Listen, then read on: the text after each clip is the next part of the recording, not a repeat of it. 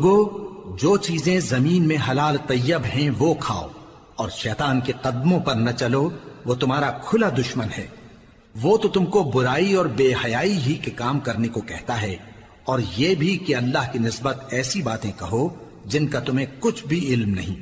اور جب ان لوگوں سے کہا جاتا ہے کہ جو کتاب اللہ نے نازل فرمائی ہے اس کی پیروی کرو، تو کہتے ہیں نہیں، بلکہ ہم تو اسی چیز کی پیروی کریں گے جس پر ہم نے اپنے باپ دادا کو پایا۔ بھلا اگرچہ ان کے باپ دادا نہ کچھ سمجھتے ہوں اور نہ سیدھے رستے پر ہوں، تب بھی وہ انہی کی تقلید کیے جائیں گے۔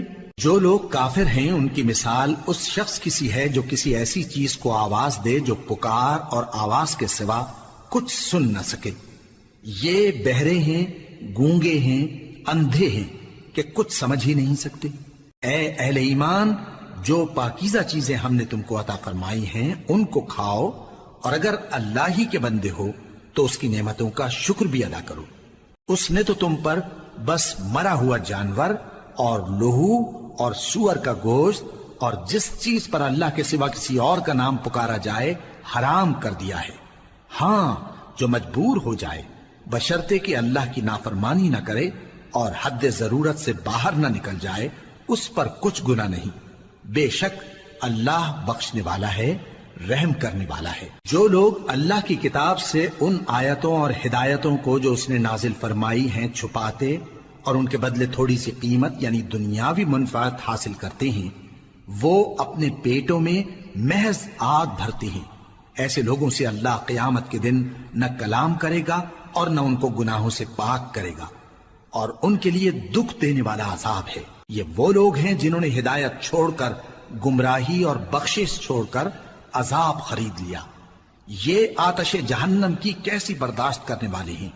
یہ اس لیے کہ اللہ نے کتاب سچائی کے ساتھ نازل فرمائی، اور جن لوگوں نے اس کتاب میں اختلاف کیا وہ ضد میں آ کر نیکی سے دور ہو گئے ہیں۔ نیکی یہی نہیں کہ تم مشرق و مغرب کو قبلہ سمجھ کر ان کی طرف منہ کر لو، بلکہ نیکی یہ ہے کہ لوگ اللہ پر اور روز آخر پر اور فرشتوں پر اور اللہ کی کتاب پر اور پیغمبروں پر ایمان لائیں، اور مال باوجود عزیز رکھنے کے رشتہ داروں اور یتیموں اور محتاجوں اور مسافروں اور مانگنے والوں کو دیں، اور گردنوں کے چھڑانے میں خرچ کریں، اور نماز پڑھیں اور زکوٰۃ دیں، اور جب عہد کر لیں تو اس کو پورا کریں، اور سختی اور تکلیف میں اور جنگ کے وقت ثابت قدم رہیں۔ یہی لوگ ہیں جو ایمان میں سچے ہیں، اور یہی ہیں جو اللہ سے ڈرنے والے ہیں۔ مومنوں، تم کو مقتولوں کے بارے میں قصاص یعنی خون کے بدلے خون کا حکم دیا جاتا ہے، اس طرح پر کہ آزاد کے بدلے آزاد مارا جائے، اور غلام کے بدلے غلام، اور عورت کے بدلے عورت۔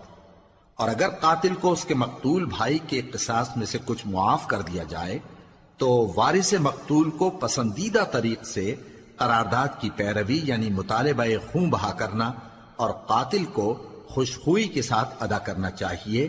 یہ تمہارے پروردگار کی طرف سے تمہارے لیے آسانی اور مہربانی ہے۔ اب جو اس کے بعد زیادتی کرے اس کے لیے دکھ کا عذاب ہے۔ اور اے اہل عقل، حکم قصاص میں تمہاری زندگانی ہے کہ تم قتل و خونریزی سے بچو۔ تم پر فرض کیا جاتا ہے کہ جب تم میں سے کسی کو موت کا وقت آ جائے تو اگر وہ کچھ مال چھوڑ جانے والا ہو تو ماں باپ اور رشتہ داروں کے لیے دستور کے مطابق وصیت کر جائے۔ اللہ سے ڈرنے والوں پر یہ ایک حق ہے۔ پھر جو شخص وصیت کو سننے کے بعد اس کو بدل ڈالے تو اس کے بدلنے کا گناہ انہی لوگوں پر ہے جو اس کو بدلیں، اور بے شک اللہ سنتا جانتا ہے۔ اب اگر کسی کو وصیت کرنے والے کی طرف سے کسی وارث کی طرفداری یا حق تلفی کا اندیشہ ہو تو اگر وہ وصیت کو بدل کر وارثوں میں صلح کرا دے تو اس پر کچھ گناہ نہیں۔ بے شک اللہ بخشنے والا ہے، رحم والا ہے۔